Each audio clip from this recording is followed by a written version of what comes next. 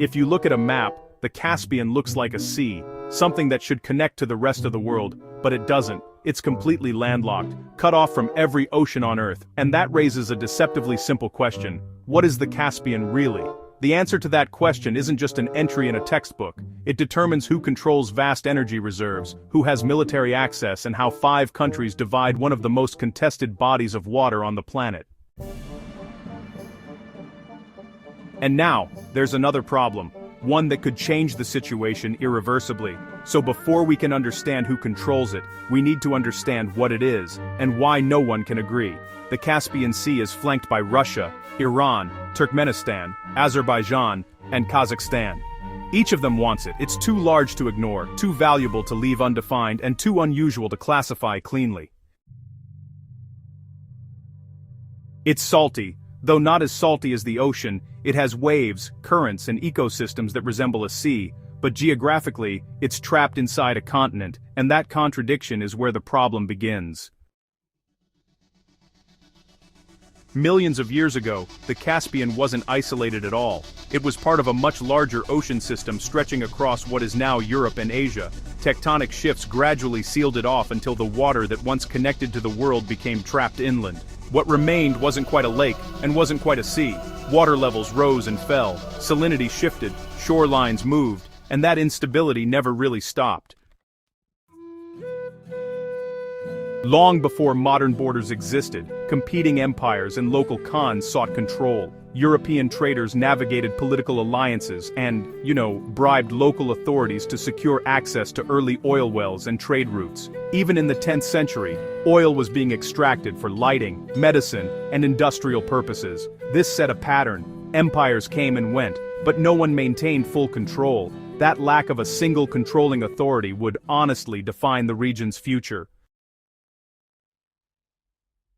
In the Caspian, that pattern never broke, it just got more expensive. Fishing, especially sturgeon for caviar, faced overexploitation due to unclear governance. Without clear governance, overfishing quickly became a problem. Stocks declined, species were threatened. The pattern was simple.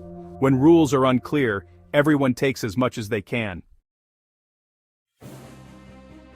And that pattern extended to resources far more valuable than fish. Oil and natural gas made the Caspian a prize long before modern energy demands. Control over this resource shaped regional and global interests, with Russia as the main European power having direct access. Russia is the one European country with access to the Caspian Sea, and as its territory grew, the region became of particular interest to it. Under Peter the Great, explorer Fyodor Soimonov mapped the sea, fueling trade and reinforcing Russian dominance. That meant the arms race was on. In the end, the communists prevailed, and the Soviet Union gained control of the Caspian Sea, and the Caspian Sea with it. A new era of control had begun. Soviet dominance meant most of the Caspian was under centralized control. That left only Iran as an independent coastal state, navigating its own complex relations with global powers. Because as the oil goes, so goes the world. Control of Caspian oil meant power. The Soviet Union relied on these resources to compete globally, while the Cold War spurred rapid industrialization along the sea. Oil rigs, tankers, and infrastructure transformed the region. Environmental concerns were secondary to geopolitics. Soviet-era pipelines established both economic lifelines and legal complications that last even today. The network of oil conduits, ports, and storage hubs created the first modern blueprint for resource control. Even after independence, these infrastructures dictated which routes could be used, which states benefited most, and how international partners would negotiate access. And then, it all came crashing down. With the collapse of the Soviet Union in 1991, the Caspian shores shifted dramatically. 15 states gained independence as Russia's territory shrank. Azerbaijan, Kazakhstan, and Turkmenistan gained large portions of the Caspian's coastline. Russia retained access, but the sea was now tightly divided among newly developing states, each with urgent economic ambitions.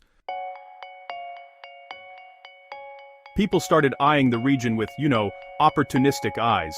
Figures like future U.S. Vice President Dick Cheney highlighted the Caspian as one of the most important economic regions in the world. The emerging countries were ripe for Western influence as they tried to come out of Russia's shadow. Meanwhile, Soviet control shrank from 3,800 miles of coastline to just 464 miles. With all this at stake, tensions escalated. Everyone was jockeying for advantage in a complex, high-value theater. The Caspian status remained uncertain for decades. Early agreements, like the 1921 and 1940 Soviet-Iran treaties, became obsolete after the Soviet collapse, leaving the region's resources up for grabs. The classification question still remains, even to this day. So, it's believed that there are over 292 trillion cubic feet of natural gas buried under the Caspian Sea. That's enough to supply the United States for nearly 9 years at current consumption levels, making it, honestly, one of the largest unexploited reserves in the world. Russia and Iran have pushed the lake classification for the same reason they always have, since it locks out the 3 newer states. But if its classification changes, well, so does everything else. Classify it as a sea and international law kicks in. Open access, shared resources, not just one country controlling the seabed. Classify it as a lake, and the old Soviet-Iran framework carries more weight, divided between whoever has the strongest claim. That changes the rules of engagement entirely, and that's not what the power brokers want. Russia's economy has struggled ever since the war in Ukraine began, with the country being under heavy sanctions. That makes it more invested than ever in the resources offered by the Caspian. Iran, meanwhile, has been mired in conflict for the entirety of the Islamic Republic era. Kazakhstan, Turkmenistan, and Azerbaijan all rely heavily on natural resources to make themselves regional power players. Every inch is being contested, and those inches can mean billions. Energy output is a high-stakes game. Azerbaijan produces roughly 60% of the Caspian's current oil. Decades of drilling and a strategic position along coastal islands has given it an advantage. The region's open market and resource wealth really amplify tensions, making conflict increasingly likely. Each state surrounding the Caspian has overlapping claims and frequent disputes. Azerbaijan in particular has found Iran and Turkmenistan eager to expand into what it defines as its territory. That could become even more difficult if the biggest project in the history of the Caspian Sea becomes reality. This leads to the Trans-Caspian oil transport system, a massive project to transport oil from Kazakhstan to Azerbaijan, and then directly to high-traffic hubs like the Black Sea or the Mediterranean. It would create an express route and transport up to 500,000 barrels a day, at least initially. It represents a strategic energy alliance between nations leaning toward Western markets. The project's impact could be seismic.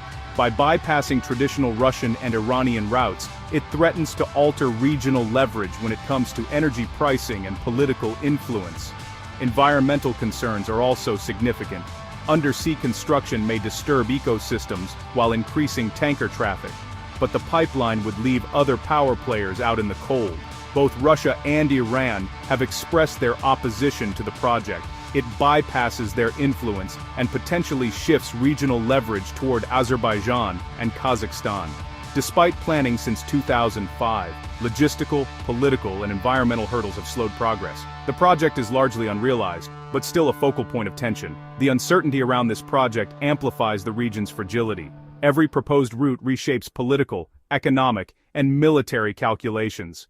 The 2018 agreement settled surface rights and fishing access but left the seabed, where the real energy wealth sits, entirely unresolved. Beyond resources, strategic control is at stake. Russia frames its arguments around environmental protection, but it also safeguards access through the Volga River and Volga-Don Canal, while Azerbaijan, Kazakhstan, and Turkmenistan are landlocked. And Russia's options for preventing this are shrinking by the day. For a while, Russia and Iran were the undisputed military powers in the region. Both have faced conflicts that drained forces, while former Soviet states have expanded their naval presence. Now, all 5 border states have a presence in the region. Any attempt to seize control would be met with military force. For now, all 5 claimants sit in an uneasy detente.